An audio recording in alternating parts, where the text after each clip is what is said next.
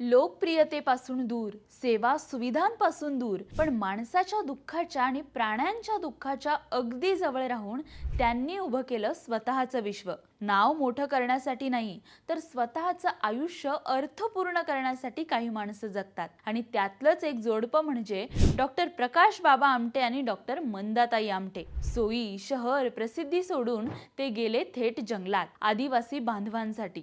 आणि तिथे उभं राहिलं हेमलकसा लोकबिरादरी प्रकल्प, जिथे उपचार आहेत, शिक्षण आहे आणि सगळ्यात महत्त्वाचं म्हणजे माणसाला माणूस म्हणून जगण्याचा हक्क आहे. प्रकाश बाबा आमटे हे डॉक्टर बाबा आमटे आणि साधनाताई आमटे यांचे सुपुत्र, आणि मंदाताई आमटे म्हणजे प्रकाश बाबा आमटे यांच्या पत्नी. ते दोघंही स्वतः डॉक्टर, समाजसेवक आणि आदिवासी हक्काचे लढवय्ये आहेत. हेमलकसा येथे उभारलेला लोकबिरादरी प्रकल्प हा त्यांच्या कार्याचा केंद्रबिंदू आहे. या प्रकल्पात आरोग्य, शिक्षण, शेती, सांस्कृतिक जतन या सर्व गोष्टी एकत्रितपणे राबवल्या जातात. आदिवासी मुलांना शिक्षण मिळावे म्हणून त्यांनी शाळा आणि वसतिगृह सुद्धा सुरू केली. प्रकाश बाबांनी गडचिरोली जिल्ह्यातील हेमलकसा या दुर्गम भागात आदिवासींसाठी रुग्णालयाची स्थापना देखील केली. बिबट्या, तरस या प्राण्यांना हिंस्र म्हटलं जातं. प्रकाश बाबा आमटे म्हणतात, बिबट्या, तरस क्रूर आहेत हा गैरसमज आहे. मी गेल्या अनेक वर्षापासून